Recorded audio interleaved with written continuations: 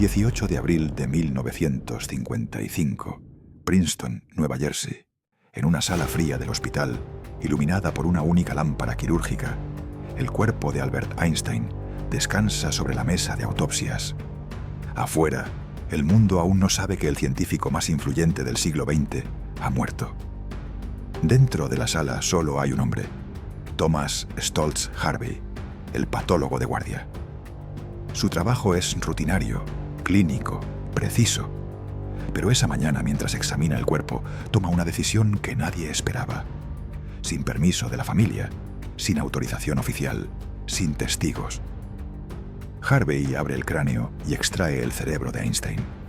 Lo fotografía, lo conserva en frascos de vidrio y se lo lleva. Ese acto marcará el inicio de una historia que se extenderá durante décadas. Una historia de ciencia, obsesión y controversia. Porque el cerebro del hombre que cambió nuestra comprensión del universo desapareció en manos de un solo individuo. Horas después de la autopsia, el hospital de Princeton seguía funcionando con normalidad. Médicos entrando y saliendo, pasillos tranquilos, conversaciones rutinarias. Nadie imaginaba que en ese mismo edificio acababa de ocurrir algo que no figuraba en ningún protocolo. Thomas Harvey caminaba por los pasillos con una calma inquietante. No llevaba informes, ni muestras, ni documentos oficiales. Lo que transportaba estaba guardado en frascos de vidrio, oculto dentro de una caja que no llamó la atención de nadie. Mientras el hospital anunciaba al mundo la muerte de Albert Einstein, Harvey ya había trasladado el cerebro a un pequeño laboratorio privado. Allí, lejos de supervisión, comenzó a fotografiarlo, medirlo y prepararlo como si fuera un proyecto personal.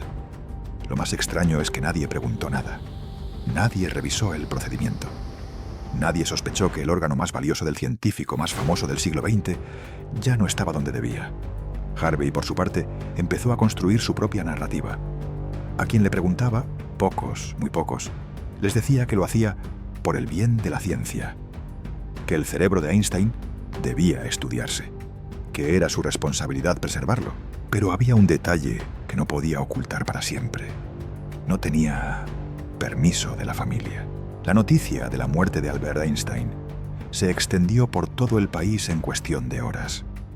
Pero mientras los medios hablaban del legado del físico, la familia recibió un detalle inquietante desde el hospital.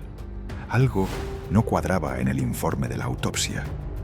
Cuando preguntaron por el procedimiento, descubrieron que el cerebro no estaba donde debía. No había registro oficial, no había autorización firmada, y nadie en el hospital podía explicar con claridad qué había pasado. Todas las miradas apuntaron al mismo nombre, Thomas Harvey. La familia exigió respuestas inmediatas. Harvey, acorralado, intentó justificar su decisión con un argumento que repetiría durante años. El cerebro de Einstein debe estudiarse. Es demasiado importante para perderlo. Pero esa explicación no convenció a nadie. Einstein había dejado instrucciones claras. Quería ser incinerado sin conservar ninguna parte de su cuerpo. Y Harvey lo sabía. Aún así, en un giro inesperado, la familia aceptó un acuerdo. Harvey podría conservar el cerebro solo si los estudios se realizaban con rigor científico y se publicaban en revistas especializadas. Fue un pacto frágil, casi improvisado, que evitó un escándalo inmediato, pero no resolvió el problema de fondo. Porque Harvey no tenía un laboratorio oficial, no tenía un equipo de investigación, no tenía un plan real. Lo único que tenía era el cerebro de Einstein y una decisión que empezaba a perseguirlo. El acuerdo con la familia evitó un escándalo inmediato, pero no evitó las consecuencias. En cuanto el hospital supo lo que Harvey había hecho, su reputación comenzó a desmoronarse. No importaba cuántas veces repitiera que actuó por la ciencia. Para sus colegas, había cruzado una línea que ningún médico debía cruzar. Y en cuestión de semanas, Harvey perdió su puesto en el hospital de Princeton. Con el paso de los años, Thomas Harvey se convirtió en una figura casi errante. Ya no era un médico respetado, ni un investigador con futuro. Era un hombre que viajaba por Estados Unidos con una caja llena de frascos, y dentro de ellos los restos del cerebro de Einstein. Harvey visitaba universidades, laboratorios y centros de investigación. Tocaba puertas, enviaba cartas, buscaba a científicos dispuestos a estudiar aquellas muestras, pero la mayoría lo rechazaba. Algunos dudaban de su credibilidad, otros no querían involucrarse en un caso rodeado de polémica. Aún así, Harvey insistía. Conducía miles de kilómetros, guardando los frascos en el maletero de su coche, envueltos en toallas y cajas de cartón. A veces dormía en moteles baratos, con el cerebro de Einstein a pocos metros de su cama. Lo más inquietante es que con el tiempo parecía que Harvey ya no buscaba solo respuestas científicas.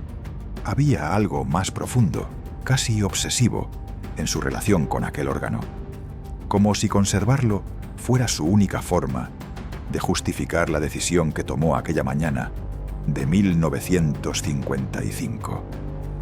Mientras tanto, el mundo seguía sin saber dónde estaba el cerebro de Einstein. No había publicaciones, no había resultados, no había avances. Solo un hombre viajando de un lugar a otro, aferrado a un objeto que se había convertido en su carga más pesada. Y aunque Harvey aseguraba que lo hacía por la ciencia, cada año que pasaba hacía más difícil creerlo. Pasaron más de 20 años desde la muerte de Einstein, antes de que aparecieran los primeros estudios serios sobre su cerebro. No fueron realizados por Harvey, ni en grandes laboratorios, ni bajo proyectos oficiales. Fueron investigaciones aisladas, hechas por científicos que recibieron pequeñas muestras que Harvey enviaba por correo, envueltas en papel y acompañadas de notas escritas a mano. En 1985, un equipo publicó un estudio que llamó la atención. Encontraron una mayor cantidad de células gliales en ciertas regiones del cerebro de Einstein. Era un dato interesante, pero no definitivo. No explicaba su genialidad, no resolvía el misterio. Aún así, ese hallazgo reavivó el interés. Y con él, una pregunta inevitable. ¿Qué había pasado con el resto del cerebro? Para entonces, Harvey vivía una vida tranquila y casi anónima.